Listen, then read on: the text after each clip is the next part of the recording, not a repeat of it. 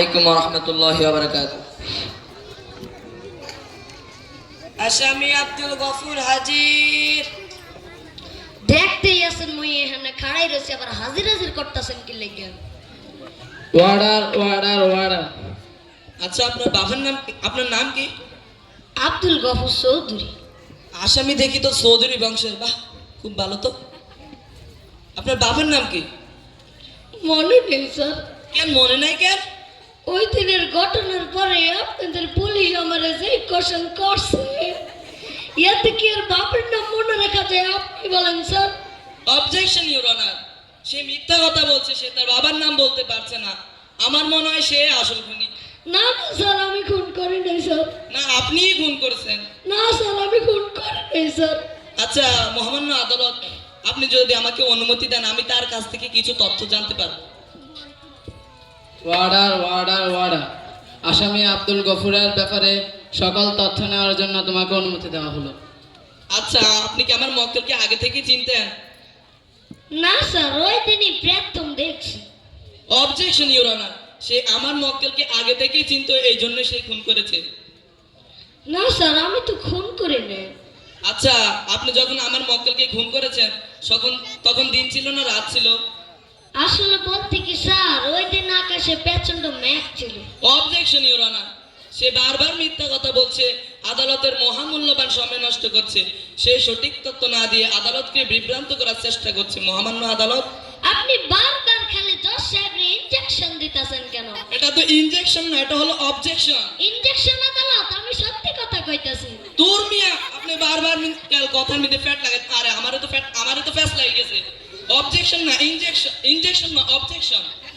ওই injection objection একই কথাই, ওই তো মই করি নাই। আচ্ছা, আমার মক্কেলের সাথে কি আপনার পূর্ব শত্রুতা ছিল?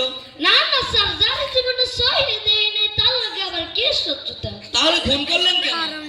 আসলে বিষয়টা হচ্ছে কি স্যার, আমি তো খুন করি নাই। তাহলে কি আপনি কি করছেন? আপনি তাকে আমি তাকে আস্তে করে আপটেলে বলা লই গেছি গা, হেরে জবে করে রান্না করে আর গুস্ত দিয়ে মই ভাত খাই বলেছি। অবজেকশন ইউর অনার, মহামান্য আদালত, সে তো কোনো সাধারণ খুনি না, সে তো একজন জঘন্যতম নরখাদক। মহামান্য আদালত, না না স্যার, আমি তো খুন করি নাই, আমি তো একটু আর গুস্ত দিয়ে চাইনিজ খাইছিলাম। অবজেকশন ইউর অনার, মহামান্য আদালত, সে যদি খুন না করতো তাহলে কে কি কার গোস্ত দিয়ে ভাত খায়? স্যার, আমি তো গুস্ত দিয়ে ভাত খাই নাই স্যার, আমি চাইনিজ খাইছি। আপনি কি চাইনিজ খেলেন? আপনার ব্যাপারটা তো আমি বুঝলাম না। আসলে স্যার, আমি আপনাদের পুরো ঘটনাটাই খুইলা কইতাছি। আচ্ছা বলেন। এই যে 2 মাস হইলো মুই ঢাকা শহরে আইসা রিক্সা চালাই, এখন মোর পরিবারের সবাই বলতেছে যে ফ্যামিলি লইয়া আহ।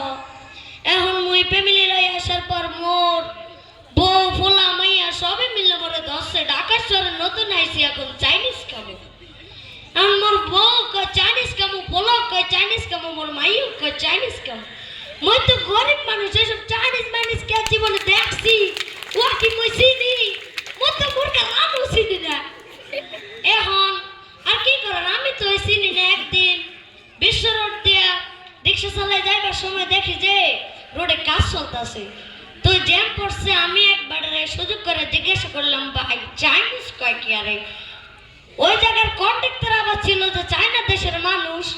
মুই কি আর জানি যে চায়না দেশের মানুষ যে চাইনিজ কয়? ওই বেটা তো দিয়ে দিল যে ওই যে চাইনিজ কারা রয়েছে, আমি তারা তো জবা করে খাই ফেলেছি স্যার। আমি যদি জানতাম সে আসল চাইনিজ না, তাহলে আমি তারা খাইতাম না স্যার। অবজেকশন ইউর অনার, সমস্ত সাক্ষী ও প্রমাণের ভিত্তিতে বোঝা গেল যে আসামি আব্দুল গফুর চৌধুরী আসল খুনি। অতএব 302 ধারা মোতাবেক আসামি আব্দুল গফুরকে ফাঁসির কাস্টে ঝুলিয়ে উপযুক্ত শাস্তি দেওয়ার জন্য আমি আপনার নিকটে আবেদন পেশ করছি। Warder warder order.